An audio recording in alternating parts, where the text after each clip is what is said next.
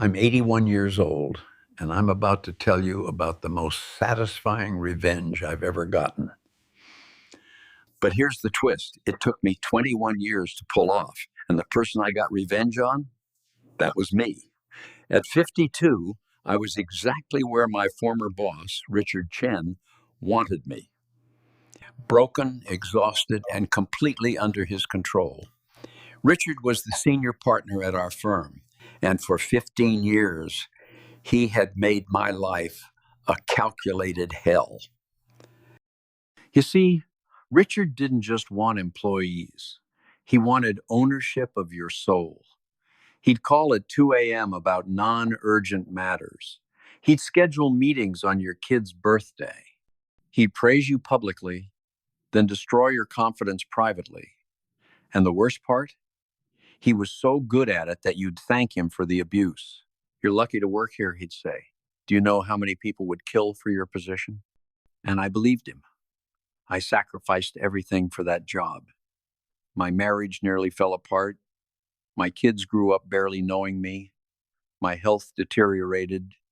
All because Richard had convinced me that success meant suffering, and if I just worked hard enough, pushed hard enough, sacrificed enough, then maybe one day I'd earn his approval. That day never came. Instead, at 52, during one of Richard's famous motivational meetings where he publicly humiliated me for a minor error in a client report, my heart tried to kill me. Cardiac arrest. Right there in the conference room, the last thing I remember before passing out was Richard's face, not concerned, but annoyed. Annoyed that I was disrupting his meeting. I woke up in a hospital bed with tubes everywhere and a choice to make. The doctor said I'd been killing myself with stress. They said if I didn't change everything, the next heart attack would be my last. That's when the plan for revenge began forming, but not the revenge you're expecting. See, I realized something lying in that hospital bed. Richard hadn't just stolen 15 years of my life, he'd convinced me to hand them over willingly.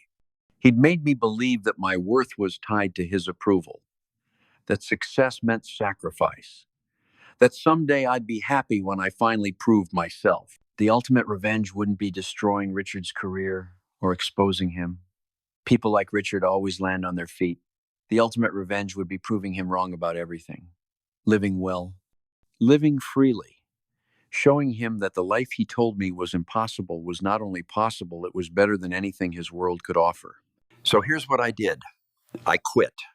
No 2 weeks' notice, no explanation, just walked away from the partnership I'd spent 15 years building.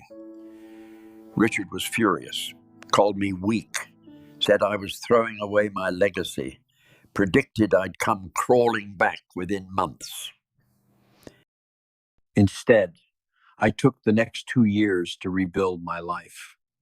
Started actually attending my kids' events. Took my wife on the honeymoon we never had.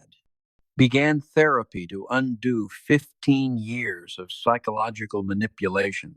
Started sleeping through the night for the first time in over a decade.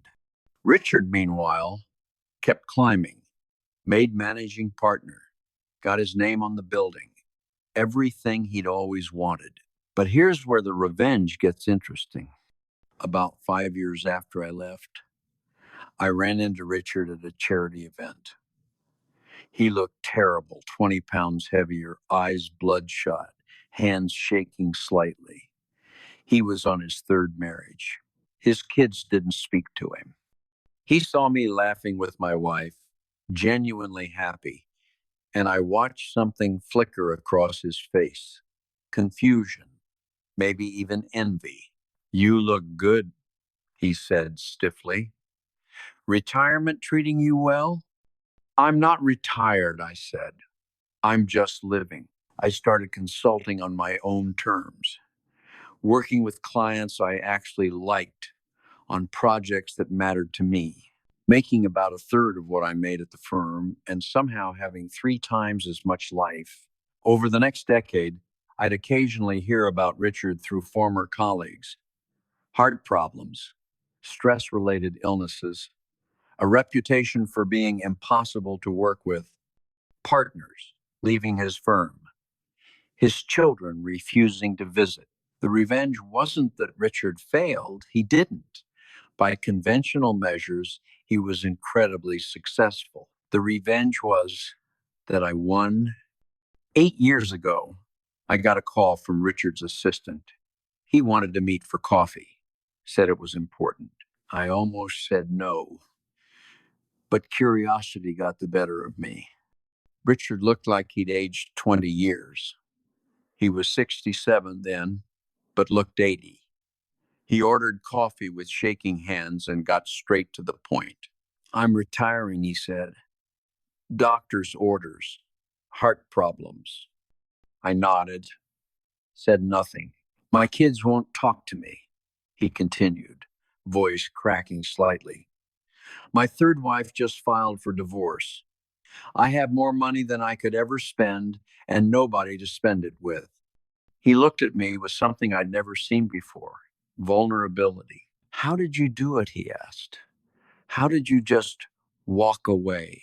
And that's when I realized the revenge was complete. Richard had spent his entire life believing that success required sacrifice, that happiness was weakness, that relationships were secondary to achievement.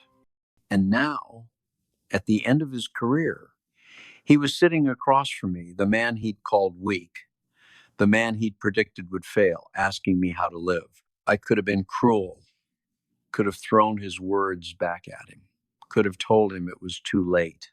But revenge had never really been about hurting Richard. It had been about freeing myself. It's not too late, I told him, but you have to actually want to change, not because a doctor told you to, not because you're afraid of dying alone, because you genuinely want a different life. Richard nodded, but I could see in his eyes he didn't really understand. Not yet. Maybe he never would. We never met again. I heard he did retire, sold his stake in the firm, moved to Arizona. I don't know if he ever figured it out, but I did.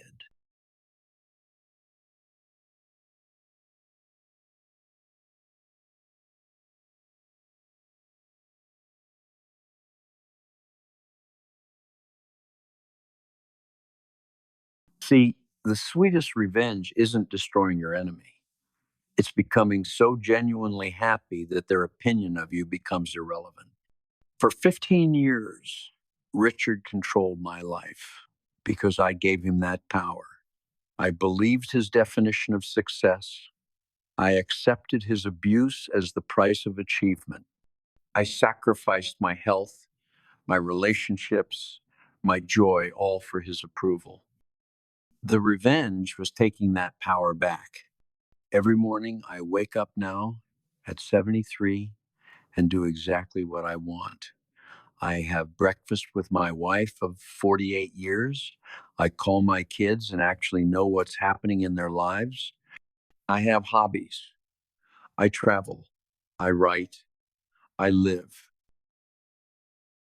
Meanwhile, Richard, despite all his success, all his achievements, all his wealth, spent his entire life chasing something that was always just out of reach.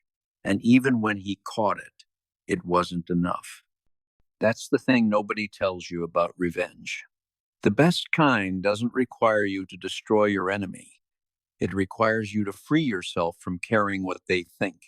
I wasted 52 years living by other people's rules, chasing other people's definitions of success, believing that happiness was something you earned after enough suffering. The last 21 years, I've lived more fully than the previous 52 combined. Not because I have more money or more status or more achievement, because I finally understood that living well, genuinely, authentically, joyfully, is the ultimate victory.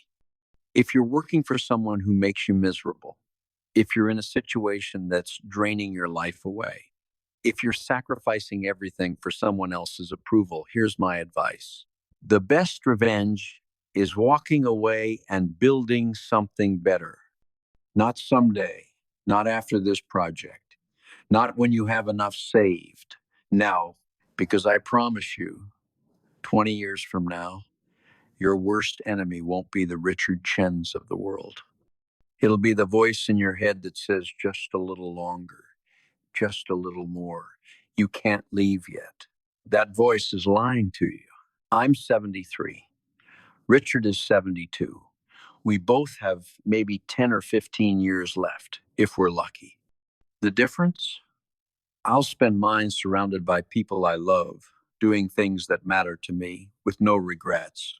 Richard will spend his wondering where it all went wrong, why all his success feels empty, why the people he pushed away won't come back. That's the revenge, not his suffering, my freedom. And if you're in a situation right now where someone is trying to control you, diminish you, or convince you that their approval is worth your happiness, listen carefully. They're not worth it. They never were. And the sooner you walk away, the sooner your real life begins. The best revenge isn't getting even, it's getting free. And then living so well that you forget they even exist. That's my story. 21 years of revenge, served cold and savored warm. What about you? Who do you need to get revenge on? And what would it look like to simply walk away and win?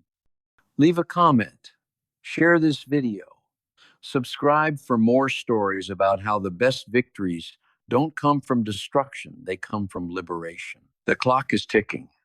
Your revenge is waiting. But it's not the revenge you think. It's the life you deserve to live.